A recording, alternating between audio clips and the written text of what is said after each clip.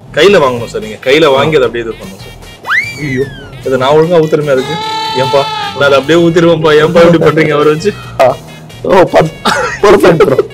போதண்டா எப்பா நீ ஊத்துறது. என்ன ப்ரோ இது பேரு? இதுக்கு பேரு வந்து பச்சை புளி ரசம். பச்சை புளி ரசம்.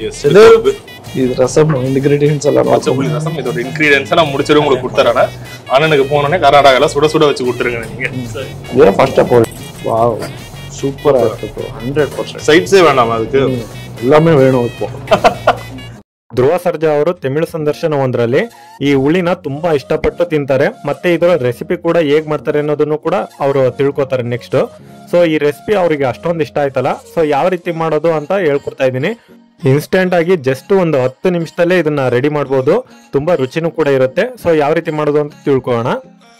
ಮೊದಲೇದಾಗಿ ಒಂದು ನಿಂಬೆಹಣ್ಣು ಗಾತ್ರದ ಹುಣಸೆ ಹಣ್ಣನ್ನ ತಗೊಂಡು ಅದ್ರ ರಸನ ಹಿಂಡಿದ್ದೀನಿ. ಈ ಹುಳಿ ನಿಮಗೆ ಜಾಸ್ತಿ ಬೇಕು ಅಂತಂದ್ರೆ ಇನ್ನೊಂದ್ ಸ್ವಲ್ಪ ಜಾಸ್ತಿನೇ ಹಿಂಡ್ಕೊಳ್ಳಿ, ನಡೆಯುತ್ತೆ. ಈಗ ನೆಕ್ಸ್ಟ್ ಇದಕ್ಕೆ ಅರ್ಧ ಚಮಚ ಜೀರಿಗೆ ಮತ್ತೆ ಒಂದು ಅರ್ಧ ಚಮಚ ಮೆಣಸಿನಕಾಳನ್ನ ಹಾಕೋತಾ ಇದ್ದೀನಿ. ಸೊ ಜೀರಿಗೆಗಿಂತ ಮೆಣಸಿನಕಾಳು ಒಂದು ಸ್ವಲ್ಪ ಕಡಿಮೆನೆ ಹಾಕೊಂಡಿದ್ದೀನಿ. ಈಗ ಇದನ್ನ ಸಣ್ಣದಾಗವರೆಗೂ ನಾವು ಸ್ವಲ್ಪ ಕುಟ್ಬೇಕಾಗುತ್ತೆ. ಇನ್ನು ಇದನ್ನ ನೀವು ಹುರಿದು ಹಾಕಿದ್ರಿ ಅಂತಂದ್ರೆ ಬೇಗನೆ ಇದು ಪುಡಿ ಆಗುತ್ತೆ. ಸೊ ಇವಾಗ ಸಣ್ಣದಾಗಿ ಕುಟ್ತಾ ಇದ್ದೀನಿ. ನೀವು ಇದನ್ನ ಪೆಪ್ಪರ್ ರಸಮ್ ಅಥವಾ ಜೀರಾ ರಸಮ್ ಅಂತನಾರು ಕರಿಬಹುದು. ಕನ್ನಡದಲ್ಲಿ ಮೆಣಸಿನಕಾಳಿನ ಹುಳಿ ಅಥವಾ ಜೀರಿಗೆ ಹುಳಿ ಅಂತನಾರು ನೀವು ಕರಿಬಹುದು. ಸೊ ಇವಾಗ ಎಲ್ಲ ಕುಟ್ಟಿದ್ದಾಯ್ತು. ಈಗ ನೆಕ್ಸ್ಟ್ ಇದಕ್ಕೆ ನಾನು ಸಣ್ಣದಾಗಿ ಹೆಚ್ಚಿರೋ ಅಂತ ಒಂದು ಮೀಡಿಯಂ ಸೈಜ್ ಈರುಳ್ಳಿನ ಹಾಕೋತಾ ಇದ್ದೀನಿ. ಅದ್ರ ಜೊತೆ ಒಂದೇ ಒಂದು ಮೆಣಸಿನ್ಕಾಯಿನ ಅದನ್ನು ಕೂಡ ಸಣ್ಣದಾಗಿ ಹೆಚ್ಚಿ ಹಾಕೊಂಡಿದ್ದೀನಿ. ಈಗ ಸ್ವಲ್ಪ ಬೆಳ್ಳುಳ್ಳಿಗಳನ್ನ ಸಿಪ್ಪೆ ಎಲ್ಲ ಬಿಡಿಸಿ ಹಾಕೊಂಡಿದ್ದೀನಿ. ಸೊ ಇವಾಗ ಮೂರನ್ನು ಕೂಡ ನಾವು ಜಜ್ಬೇಕಾಗುತ್ತೆ ಚೆನ್ನಾಗಿ. ಸೊ ಪೂರ್ತಿ ಪೇಸ್ಟ್ ಆಗೋವರೆಗೂ ಅಲ್ಲ, ಸ್ವಲ್ಪ ಮಟ್ಟಿಗೆ ಇದನ್ನ ಜಜ್ಜಿದ್ರೆ ಸಾಕು. ಈಗ ಕೊಟ್ಟಿರೋ ಅಂತ ಈ ಪದಾರ್ಥ ಈ ಕನ್ಸಿಸ್ಟೆನ್ಸಿಯಲ್ಲಿದ್ರೆ ಸಾಕು. ಈಗ ಹಿಂಡಿರೋ ಅಂತ ಹುಣಸೆ ಹುಳಿಗೆ ನಾನೀಗ ಜಜ್ಜಿರೋದನ್ನೆಲ್ಲ ಹಾಕೋತಾ ಇದ್ದೀನಿ. ಸೊ ಇದು ಪುಡಿ ಮತ್ತೆ ನಾನು ಹಾಕಿರೋಂಥ ಈರುಳ್ಳಿ ಪದಾರ್ಥ ಎಲ್ಲಾನು ಕೂಡ ಮಿಕ್ಸ್ ಮಾಡಿರೋದೆಯಾ. ಈಗ ನೆಕ್ಸ್ಟ್ ಮತ್ತೆ ಒಂದು ಈರುಳ್ಳಿನ ಸಣ್ಣದಾಗಿ ಹೆಚ್ಚಿ ಮೀಡಿಯಂ ಸೈಜ್ ಇಂದು ಹಾಕೋತಾ ಇದ್ದೀನಿ. ಈಗ ಸ್ವಲ್ಪ ಕರಿಬೇವುಗಳನ್ನ ಈ ರೀತಿ ಕಟ್ ಮಾಡಿ ಹಾಕೋತಾ ಇದ್ದೀನಿ, ಒಂದು ಅರೆ ಅಷ್ಟು.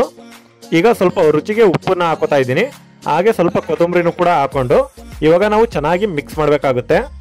ತುಂಬಾ ಸಿಂಪಲ್ ಆದಂತ ರೆಸಿಪಿ. ಇನ್ಸ್ಟೆಂಟ್ ಆಗಿ ಏನಾದ್ರು ನೀವು ಅರ್ಜೆಂಟ್ ಆಗಿ ಮಾಡಬೇಕು ಅಂತಂದ್ರೆ ಈ ಹುಳಿನ ನೀವು ಮಾಡ್ಕೊಂಡು ಊಟ ಮಾಡ್ಬೋದು. ಅಷ್ಟು ರುಚಿಯಾಗೂ ಕೂಡ ಇರುತ್ತೆ ಇದು ಅನ್ನಕ್ಕೆ.